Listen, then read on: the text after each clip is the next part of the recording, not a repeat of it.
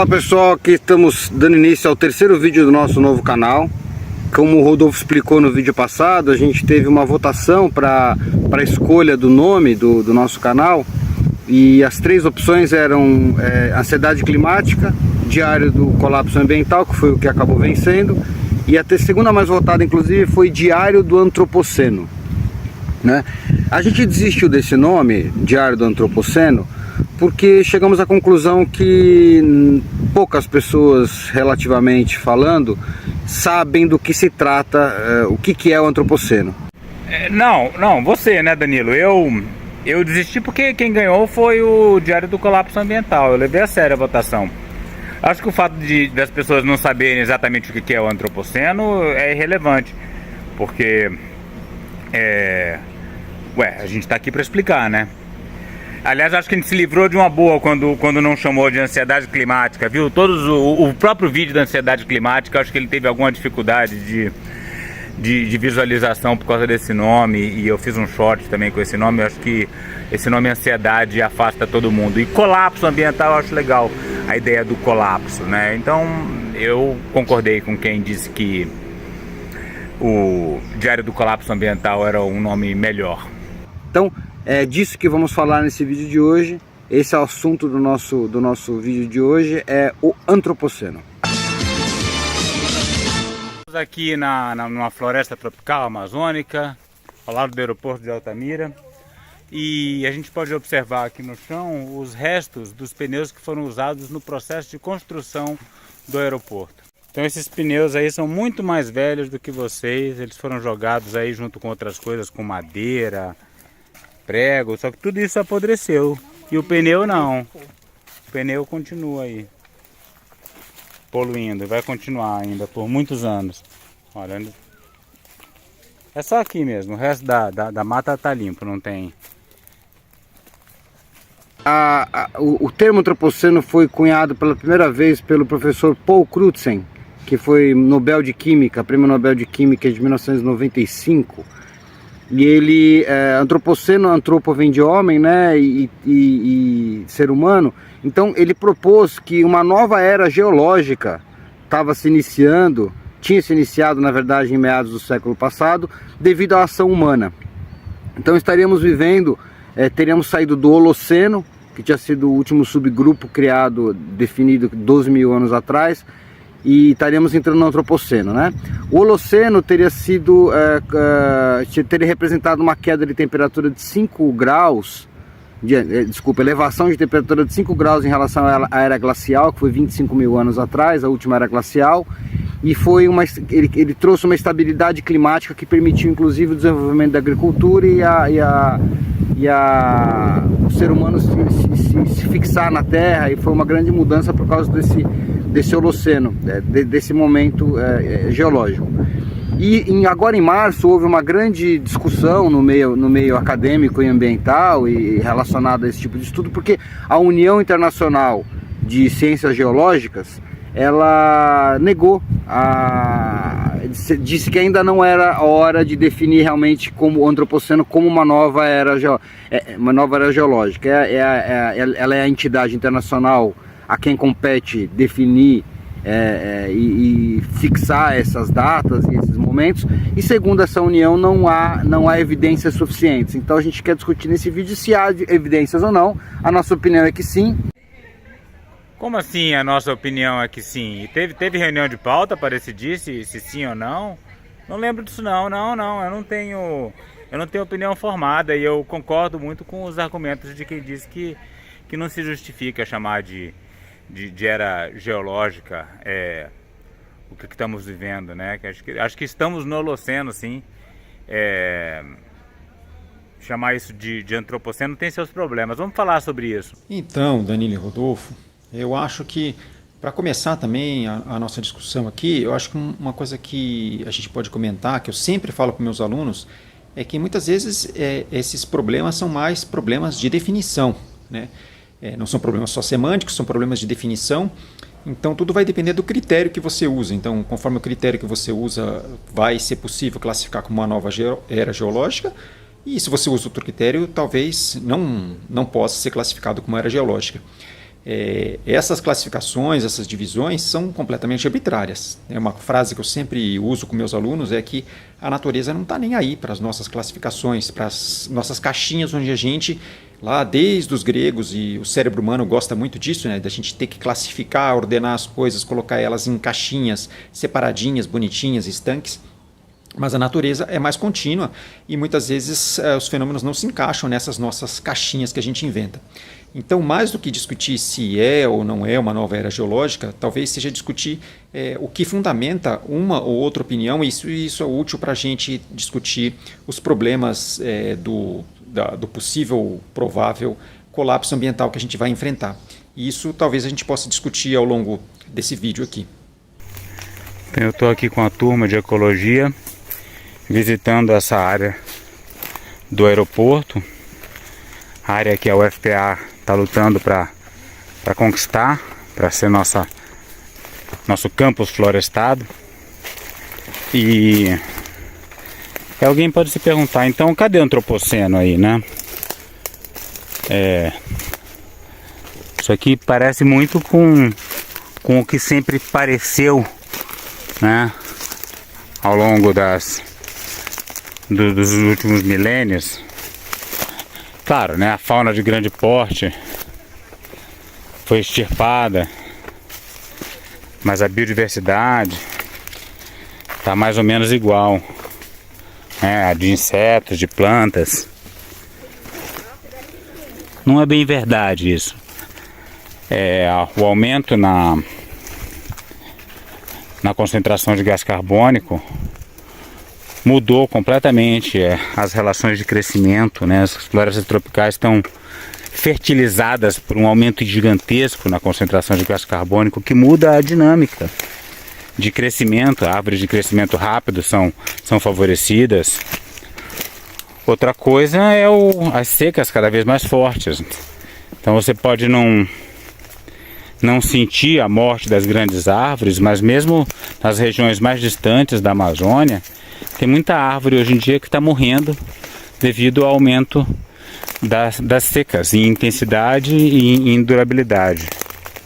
E eu acho que mais do que isso, até, Rodolfo, né, mais do que a parte atmosférica, que sem dúvida é importante, é um elemento que ajuda a configurar o antropoceno, que algumas pessoas têm usado, é a marca estratigráfica, ou seja, a marca que a gente está depositando como uma camada geológica, né, uma camada de sedimentos de origem humana, que por causa de toda a nossa alteração da crosta terrestre, de muitas modificações, a gente vai colocando elementos humanos aí nessa crosta terrestre. Então, um exemplo que você tem aí é esse pneu, né? Esse pneu pode demorar muitos séculos para se degradar, e às vezes o resíduo deles ele vai se degradando, se diminuindo, ou talvez por atritos físicos, abrasão, e aí ele vai ficar fragmentos pequenos que vão compor ali uma camada.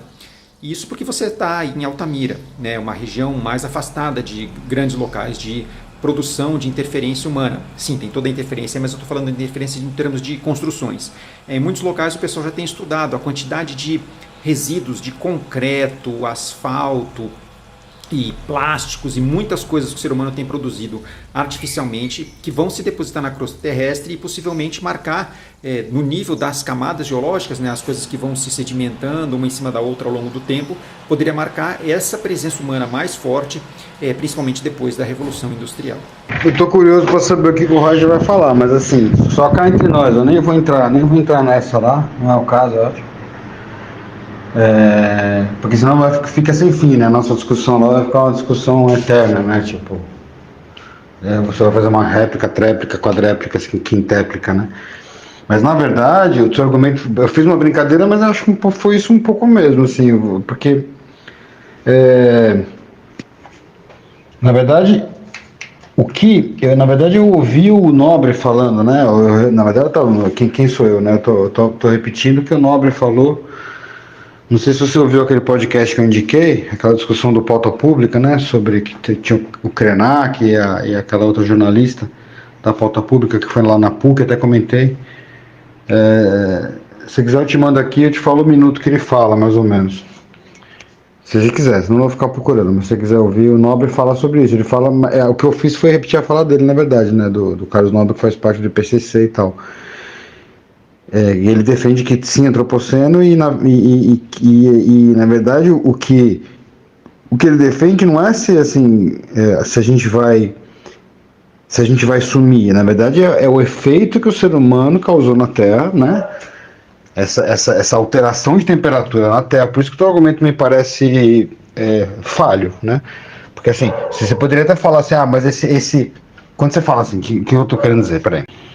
Quando você fala não porque as eras geológicas não podem ser definidas por uma passagem tão rápida. A questão não é a passagem rápida.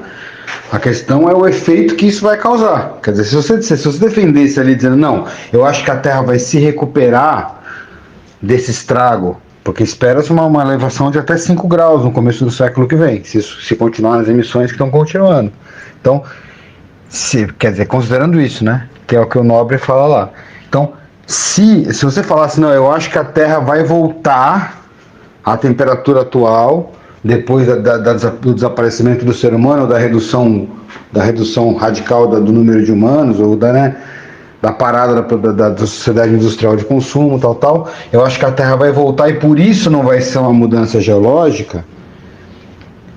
Aí é um argumento, mas você dizer que não é uma mudança geológica porque a nossa passagem vai ser rápida, não, porque o ser humano pode deixar um estrago irrecuperável para a Terra, ou que vai demorar milhares de anos para se recuperar, e isso vai ter mudado a temperatura em 5 graus, e isso sim, 5 ou até mais, ele fala em 10, na verdade, é possível. Então, quer dizer, se o ser humano mudar a temperatura da Terra tanto assim, vai ter gerado uma nova era geológica, seja em 100 anos, seja em 200 anos, seja em 2, 3 anos, entendeu? O que vai ficar para a Terra é uma mudança geológica, uma mudança de estrutura. Por isso que o seu argumento não abordou isso, né? Mas vamos ver o que o Roger vai pôr. Não, Danilo, não fique impressionado, não. Eu sou assim mesmo. Eu só falei, só botei o contraponto. Não digo que você esteja errado, não. E nem o Carlos Nobre. É só porque você disse, nós temos tal posição. E aí diz assim que eu tenho uma posição de antemão, eu já vou pensar será que eu não tenho uma posição contrária.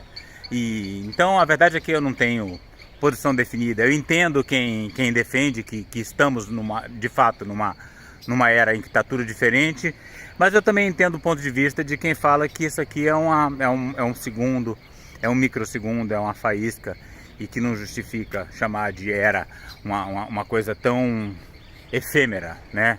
Então são dois pontos de vista perfeitamente válidos. Então, eu acho que são pontos de vista, não sei se igualmente válidos, né, mas são pontos de vista que acho que é legal mostrar para as pessoas, que são pontos de vista baseados em critérios diferentes. Um foca mais nas mudanças que a gente está provocando toda a superfície na atmosfera terrestre, nas mudanças estratigráficas, como a gente falou, né, de deposição de sedimentos, de mudança de estrutura, gerando aí uma camada humana, e as mudanças biológicas, né? Muitas das definições de eras e de períodos geológicos são baseados, como a gente vai falar até mais para frente, aí, nas 5 grandes extinções em massas. Então teve alguma mudança geológica, climatológica, que acabou causando, ou evento externo, né, no caso da hipótese do asteroide, que acabou causando uma enorme extinção em massa.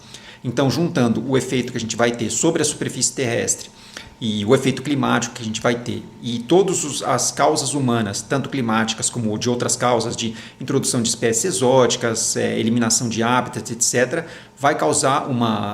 já está causando uma 6ª onda de extinção em massa da vida na Terra, e permanecendo o ser humano ou não, o caminho da vida na Terra vai ser marcado por essas mudanças. Não significa que a vida vai deixar de existir, mas simplesmente que a evolução vai passar a ocorrer a partir das formas de vida que permaneceram, e nós vamos ter uma mudança na composição da fauna, da flora, dos fungos, das algas, dos micróbios, de todos os outros micro-organismos, a partir dos micro-organismos, das fauna, da flora, dos fungos que restarem após o impacto da espécie humana. Nós vamos trazer alguns dados que mostrem, que comprovem e que defendam essa teoria.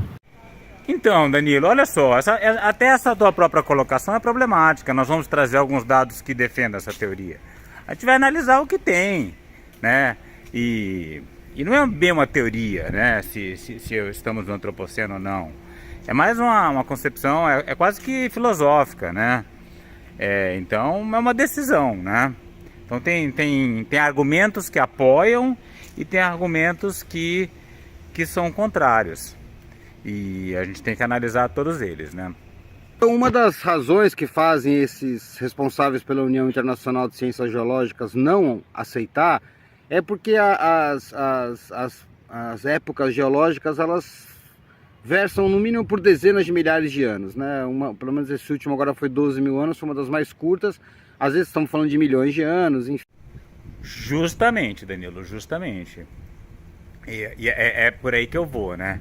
Então, quando a gente fala em antropoceno, a gente está chamando de era geológica uma coisa que é um microsegundo na história da Terra, né? O homem chega, o homem esculhamba tudo, de fato ele deixa uma marca estratigráfica, né?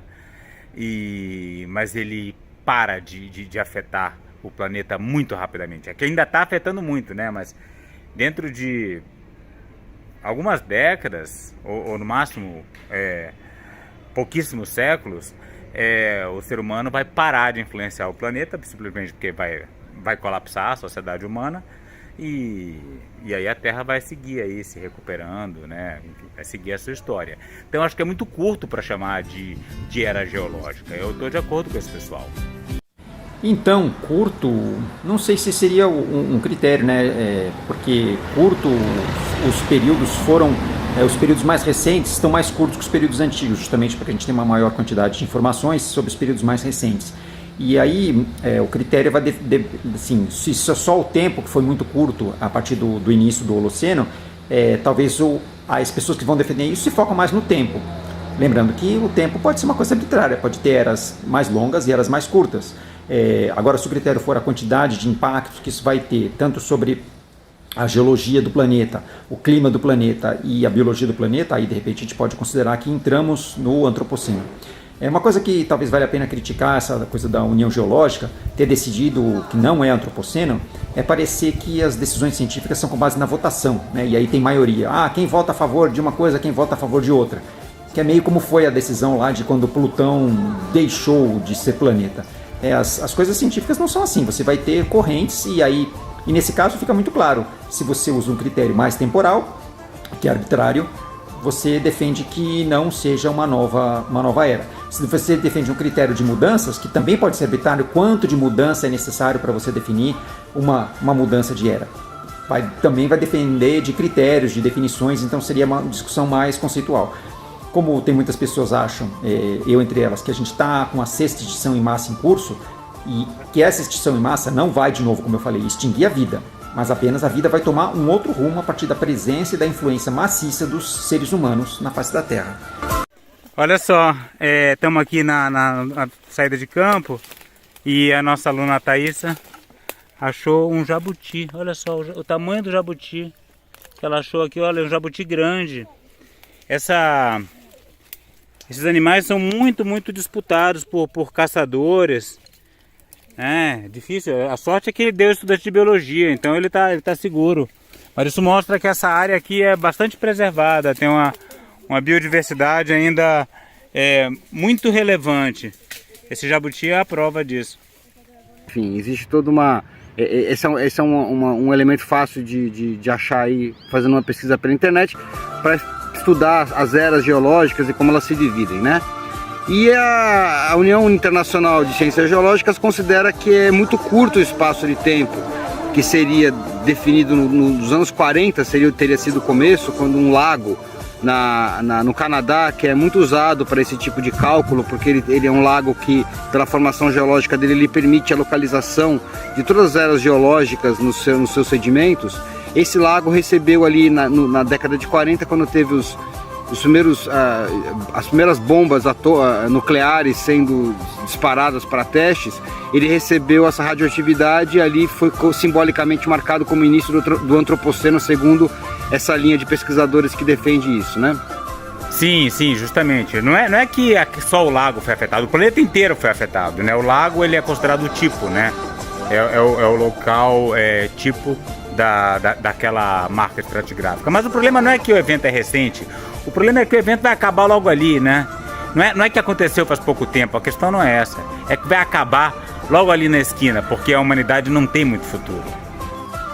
E desde então, as mudanças têm sido muito aceleradas na superfície terrestre, e calcula-se que as emissões sendo mantidas relativamente parecidas com as de hoje, não forem radicalmente reduzidas, nós vamos chegar a um aumento de temperatura de 4 graus até o final desse século, né?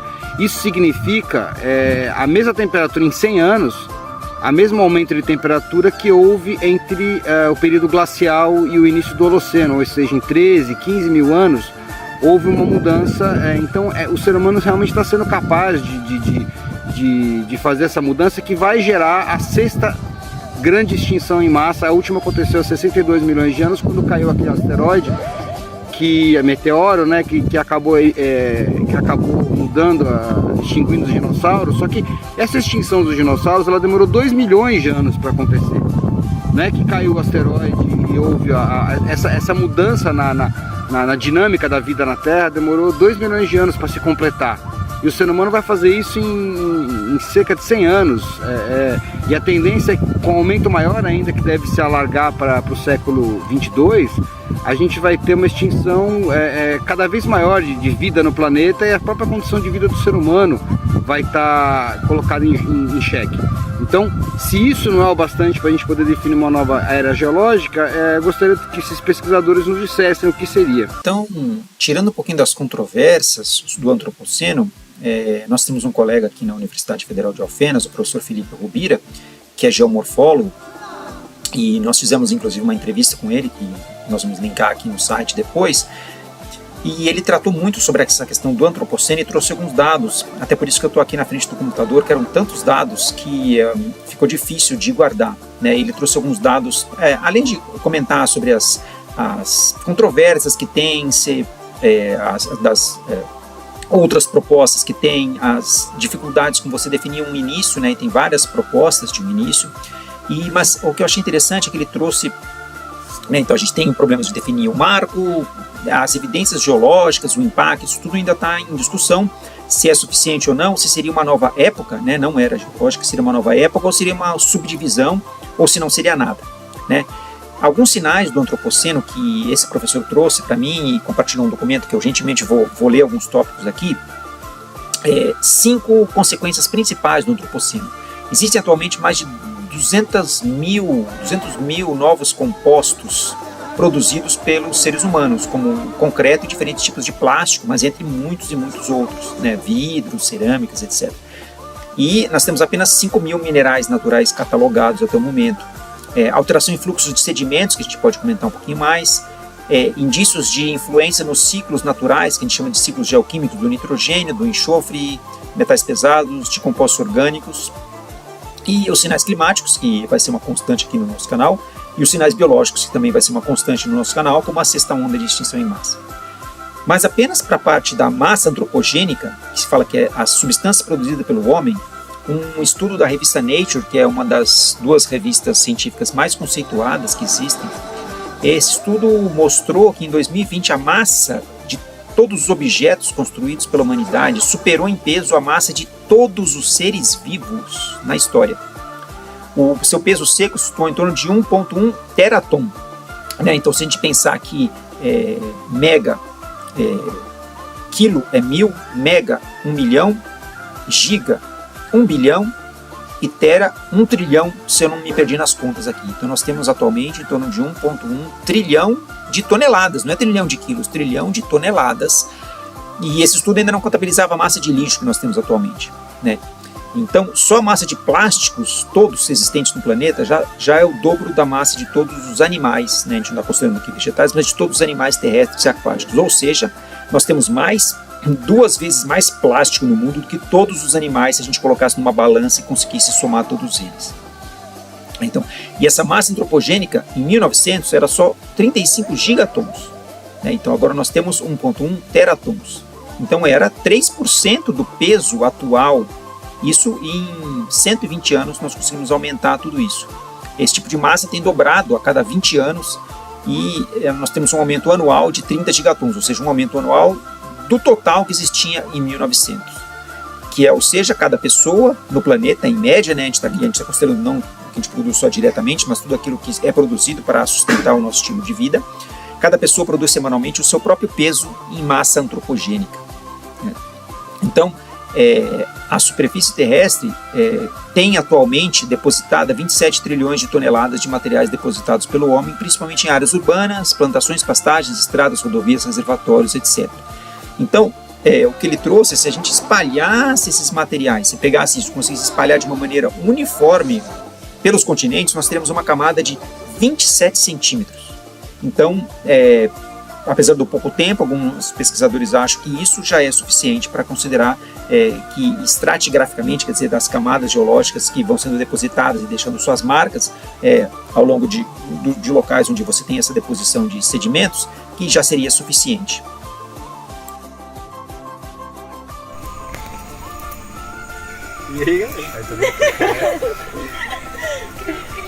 Então, a gente parou aqui nesse lugar para falar de questões filosóficas, de biodiversidade, futuro da humanidade.